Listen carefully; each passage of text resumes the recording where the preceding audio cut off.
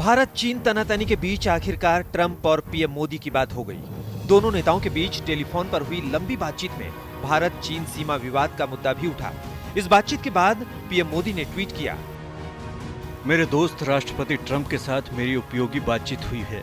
हमने G7, कोविड-19 और अन्य मुद्दों पर बात की है। भारत अमेरिका बातचीत की गंभीरता कोविड-19 के बाद की वैश्विक व्यवस्था अहम होगी। अमेरिका लगातार भारत के पक्ष में बयान दे रहा है। इसके साथ ही अमेरिकी राष्ट्रपति ट्रंप ने रूस, ऑस्ट्रेलिया और दक्षिण कोरिया के साथ भारत को G7 में शामिल होने की बात की।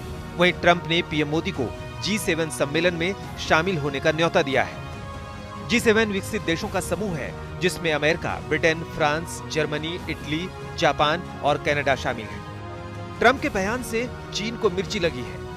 चीन ने कहा है कि बीजिंग के खिलाफ एक छोटा घेरा बनाने की कोशिश का विफल होना निश्चित है और ये कोशिश अलोकप्रिय हो जाएगी। ताइवान, हांगकांग से लेकर भारत तक दबंगई दिखा रहे चीन को पूरी दुनिया कोस रही है।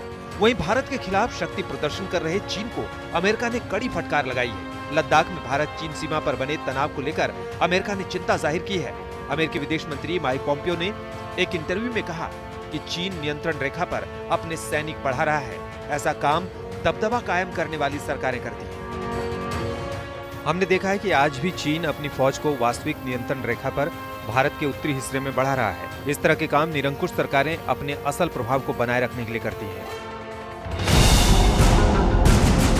इस बीच जानकारों के मुताबिक भारत ने अमेरिका के दखल के प्रस्ताव को खारिज कर बिल्कुल सही फैसला किया, लेकिन भारत के समर्थन में अमेरिका के बयानों का स्वागत होना चाहिए।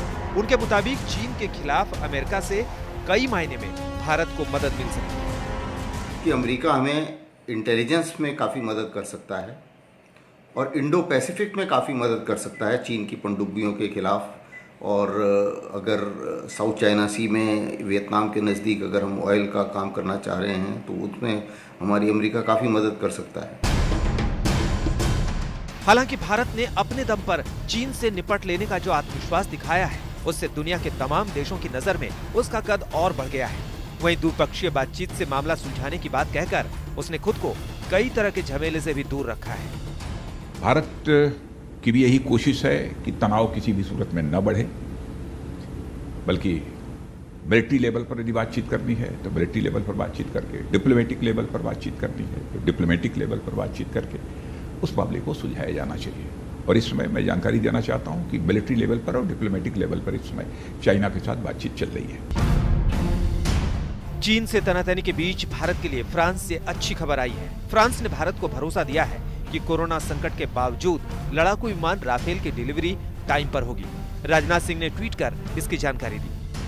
कोविड-19 की महामारी से पैदा हुए संकट के बावजूद फ्रांस ने भरोसा दिया है कि राफेल विमानों की डिलीवरी समय पर की जाएगी। पहली खेप के तौर पर 4 राफेल विमान जुलाई के आखिर में भारत को सौंप दिए जाएंगे। राफेल विमानों का पहला स्क्वाड्रन अंबाला में पाकिस्तान से निपटने के लिए तैनात किया जाएगा। वहीं दूसरा स्क्वाड्रन पश्चिम बंगाल के हाशिमारा में तैनात होगा ताकि चीन को जबरदस्त जवाब दिया जा सके। मंजीत नेगी के साथ अभिषेक भल्ला, दिल्ली।